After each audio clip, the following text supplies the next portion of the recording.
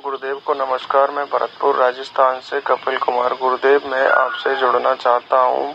मैं काफ़ी टाइम से ध्यान कर रहा हूँ। एक बार क्या हुआ गुरुदेव, मैं सुबह ध्यान में बैठा था और ध्यान में बैठे बैठे मुझे बहुत ज़ोर से रोना आ गया था और मैंने ज़ोर ज़ोर से पुकारना शुरू कर दिया, गुरुदेव आप कहाँ हो, गुरुदेव आप कहाँ हो, कृपया गुरुदेव मेरी मदद करो, गुरुदेव मेरा मार्गदर्शन करो, गुरुदेव मुझे बताइए गुरुदेव आप कहाँ हो। उसी दिन दोपहर को मुझे आपका वीडियो मिला यूट्यूब पर और मानो कि ऐसा लगा कि गुरुदेव मुझे आप मिल चुके हो। और उसके बाद तो ऐसा हुआ गुरुदेव, जो मेरे मन में सवाल होते हैं वह वही वीडियो मेरे सामने आ जाती है। उसमें मेरे सारे सवालों का जवाब मुझे मिल जाता है गुरुदेव। और ऐसा लगता है गुरुदेव कि वह वीडियो आपने सिर्फ मेरे लिए ही बनाई है। ऐसा लगता है कि गुरुदेव मुझे मानो कि आपने मेरी हर मनोकामना पूर्ण कर दी है। मैं गुरुदेव आपसे जुड़ना चाहता हूँ। मैं आपका दर्शन करना चाहता हूँ गुरुदेव। हे करुणा के सागर गुरुदेव, मेरी कृपया कर कर मदद करें, कृपया मेरा मार्गदर्शन करें गुरुदेव। आप अपने किसी भी शिविर का एड्रेस दे दीजिए गुरुदेव। मैं आपसे मिलना चाहता हूँ गुरुदेव। मैं आपके दर्शन करना चाहता हूँ गुरुदेव। कृपया करके मेरा मार्गदर्शन करें। मेरा किसी भी काम में मन नहीं लगता है गुरुदेव। मुझे कुछ भी याद नहीं रहता, सिर्फ मुझे बैठने का मन करता है। मेरी आंखें हमेशा बंद होने को तैयार रहती हैं गुरुदेव। मुझे ऐसा लगता है गुरुदेव मैं सुबह भी ध्यान करूं, शाम को भी ध्यान करूं, रात दिन सिर्फ ध्यान के अलावा मुझे कुछ भी दिखाई नहीं देता गुरुदेव। मेरे यार दोस्त, मेरी फैमिली सब दूर होती जा रही है गुरुदेव। और मैं गुरुदेव सबसे दूर होना भी चाहता हूँ गुरुदेव, लेकिन मैं क्या करूँ गुरुदेव, मैं आपसे कैसे मिलूँ गुरुदेव। कृपया करके मेरा मार्गदर्शन करें। हे गुरुदेव, हे करुणा के सागर, कृपया मेरी मदद करें। हे मेरे गुरुदेव, आपको बहुत बहुत धन्यवाद गुरुदेव।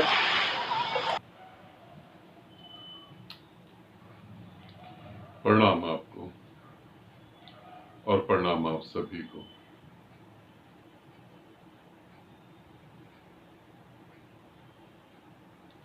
मैं गुरु से मिलना चाहता हूं।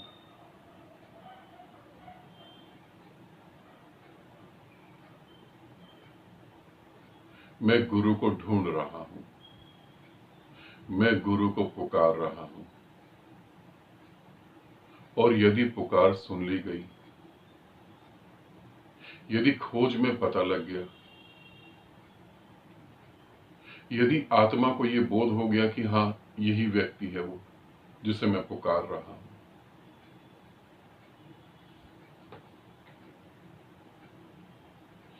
यूं समझो कि आज से पहले जितना भी तुमने जीवन जिया वो अच्छा हो सकता है।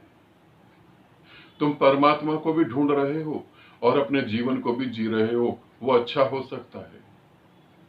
मगर जिस दिन तुमने जाने अनजाने गुरु को पुकार लिया और गुरु तुम्हारे जीवन में आ गया, अब वो जो जीवन तुम जी रहे थे, अब वो जीने जैसा बिल्कुल नहीं है। अब वो जीने योग्य बिल्कुल नहीं है। तुम्हारी बहुत सारी भक्ति, तुम्हारी पूजा, तुम्हारा पाठ, तुम्हारा मंत्र जपना, तुम्हारे सारे क्रियाकलाप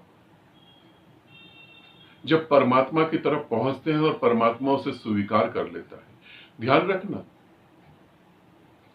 मंदिरों में, मस्जिदों में, गुरुद्वारों में, चर्च में जाके हम परमात्मा को नहीं पुकारते, हम अपनी इच्छाएं पूरी करने के लिए जाते हैं। वहां पर यदि कोई ऐसा व्यक्ति हो जो परमात्मा को पुकार रहा हो और परमात्मा जब उसकी आवाज सुनता है तो उसके जीवन में गुरु का आना होता है। नहीं तो गुरु किसी के जीवन में आता नहीं है।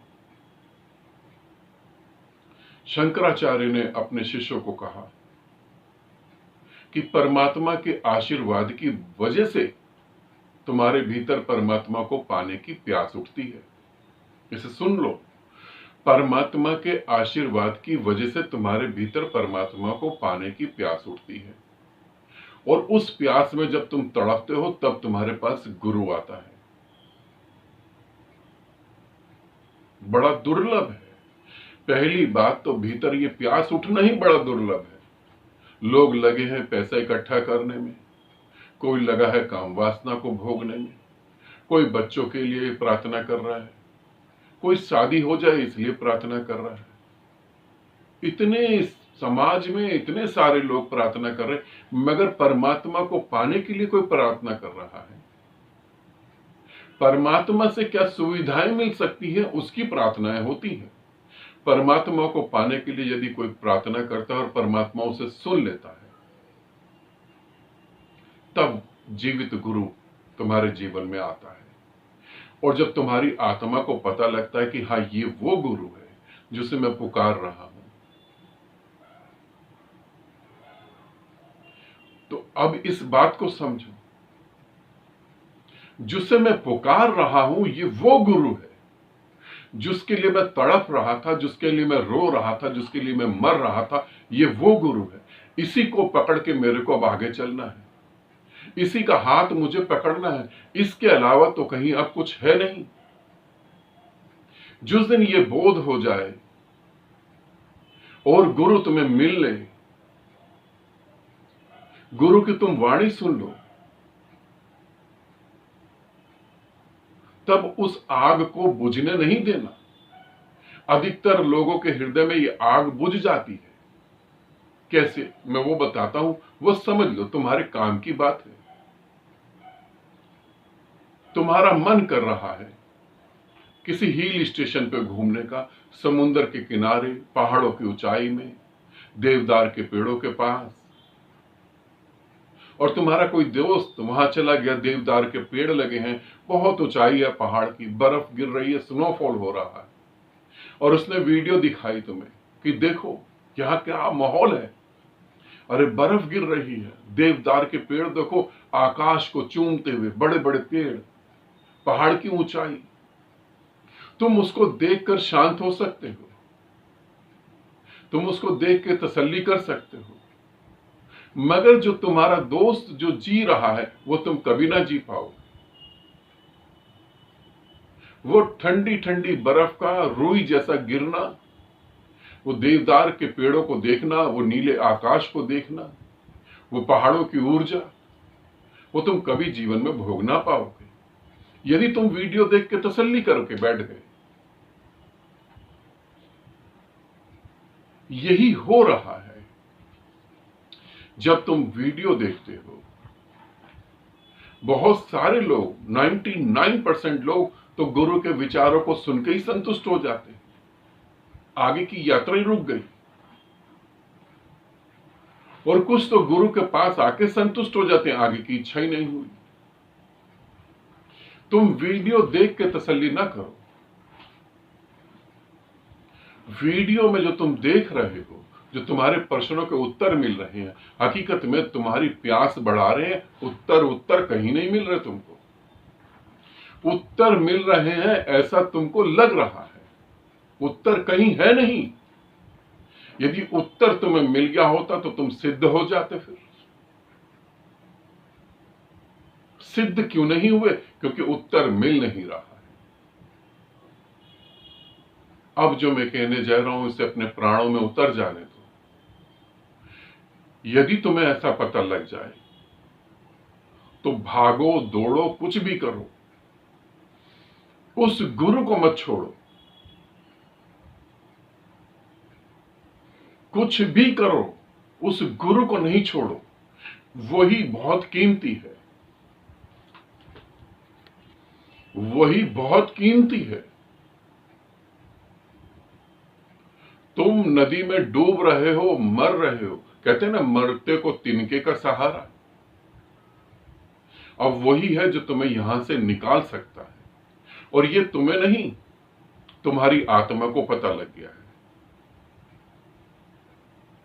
अब क्या करा जा सकता है? अब प्रयास करो, भागो दौड़ो, कुछ भी करो, अपने प्राण दांव पे लगाओ। यदि प्राण दांव पे नहीं लगे तो कुछ नहीं मिलने वाला यहां। ये तो ऐसा जुआ है जिसमें आदमी को अपना प्राण लगाना पड़ता है। जो कुनकुने चलते हैं वो कहीं नहीं पहुंच पाते। जो थोड़ा परिवार को संभाल ले, थोड़ा प्रेमिका को संभाल ले, थोड़ा ग्रंथों में भी खोज ले, थोड़ा यूट्यूब वीडियो में औरों को भी सुन ले, वो कहीं पहुंच नहीं पाते, क्योंकि दिमाग तो मरा ही नहीं ना। तुम्हारा मैं तो मिटा ही नहीं, पहुंचोगे कहां तुम। सीधा सीधा समझो, अब आग में कूदने की बात है, बचाने को कुछ है नहीं। जीसस ने कहा है, जो बचाएगा उससे वो भी छीन लिया जाएगा। अच्छी बात कही है। तुम्हारे पास जो है वो भी मौत छीन लेगी अगर तुमने बचाने की कोशिश करी, और फिर दोबारा पैदा हो। तुमने पूछा कहीं शिविर, यूट्यूब पे वीडियो देखो, वहीं पे पता लगेगा कहां शिविर हो रहा है। और जहां शिविर हो रहा है वहां आओ, और मिलने का तो कोई उपाय है नहीं। आप शिविर में ही तो मिल सकते हो, तो शिविर में आओ। और जो तुम यूट्यूब पे देख रहे हो, जो तुम्हारे प्रश्न के उत्तर मिल रहे हैं, उनसे तृप्त बिल्कुल मत होना। यदि उनसे तृप्त हो गए तो यह जन्म बिल्कुल बेकार चला जाएगा। अधिकतर लोग विचारों से ही तृप्त हो जाते हैं। क्यों हो जाते हैं? क्योंकि अंदर प्यास ही नहीं थी, इतनी सी थी, बस खत्म हो गई। मैं तुम्हें यह कहूंगा, जैसे तुमने अपनी फोटो शेयर करी है, पीछे ओशो की फोटो लगा के आगे तुम बैठ के साधना कर रहे हो।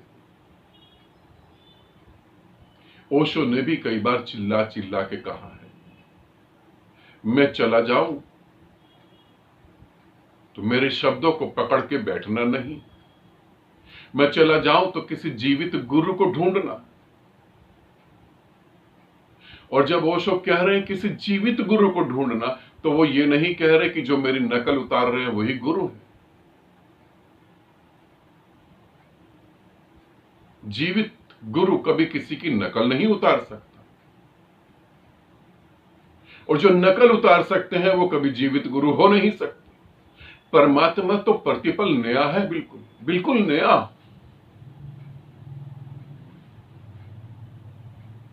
तुम भागो। अब तुमने कहा यार दोस्त छूट गए हैं, छूट ही जाएंगे। यहां कौन किसका यार दोस्त, यहां कौन किसके सगे संबंधी, कहीं कुछ भी नहीं है।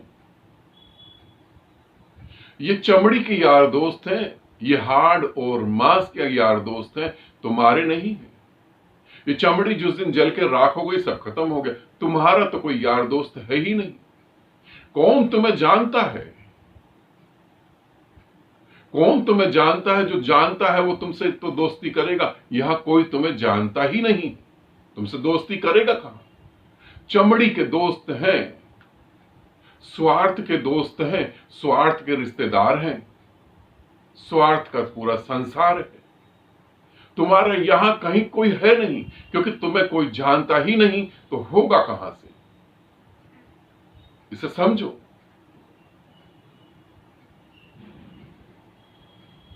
फिर मन करता है आंखें बंद करके बैठा रहूं। यह मन की एक बहुत बड़ी चालाकी है, इसे भी समझ लेना। यह मन की बहुत बड़ी चालाकी है। आंख बंद करके बैठे रहोगे, सब कुछ छूट जाएगा। फिर मन कहेगा, अरे सब कुछ छूट गया, मिला क्या तेरे को? फिर तुम कहोगे ये बेकार की बातें, ध्यान साधना छोड़ो, इसमें कुछ भी नहीं है, सभी छूट गया, मिला तो कुछ भी नहीं। साधकों के मन में ही उठता है, मेरे ही साधकों के मन में उठता है कि साधना कर रहे हैं, कुछ मिला तो है नहीं, चलो अब संसार को ही जी लेते हैं। ऐसा नहीं करना कभी। संसार में गति करो, मन के गुलाम मत बनो। मन ऐसा नहीं कि तुम्हें संसार में भी भटकाता है, मन बड़ा समझदार और चालाक, वो अध्यात्म में भी तुम्हें भटका देता है। वो कहता बड़ा अच्छा घट रहा है, करो ध्यान करो ध्यान, और धीरे धीरे सारे संबंध टूट जाते हैं और लास्ट में मन कहता कोई ध्यान नहीं, अब इसे खत्म करो। फिर अब तुम कहते हो संबंध भी गए, राम मिला ना, माया ना मिली, कुछ भी नहीं मिला, राम भी गए माया भी गई। ऐसा नहीं करना। आंख बंद करना जरूरी है, आंख खोलना भी जरूरी है।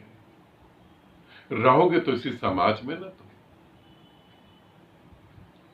मनुष्य सामाजिक प्राणी है, समाज का विरोध करके या समाज को छोड़ के कहीं जा नहीं सकता। ठीक है, मेरी बातों को समझो और शांत होकर मत बैठो। पूछा शिविर कहाँ हो रहे हैं? यूट्यूब पर ही वीडियो देखो, वहीं से तुम्हें पता लगेगा कहाँ शिविर हो रहे हैं, और जहां शिविर हो रहे हैं वहां के लिए भागो, निकलो, दौड़ो, जो मर्जी करो। कोई जीवित गुरु इस पृथ्वी पर आता है और तुम्हें मिल जाता है, ये सौभाग्य की बात है। आज की तारीख में हिंदुस्तान के अंदर जितना भी गोल्ड है, यू समझे कि 1 लाख किलो गोल्ड है, 1 लाख किलो गोल्ड है प्योर, मगर 1 करोड़ किलो नकली गोल्ड है। समझ रहे हो मेरी बात को? 1 करोड़ किलो नकली गोल्ड है। क्यों? क्योंकि हर कोई ओरिजिनल गोल्ड को अफोर्ड नहीं कर सकता, ले नहीं सकता, इसीलिए नकली गोल्ड है। इस पृथ्वी पर जब जीवित गुरु होता है तो जीवित गुरु 1-2 ही होते हैं,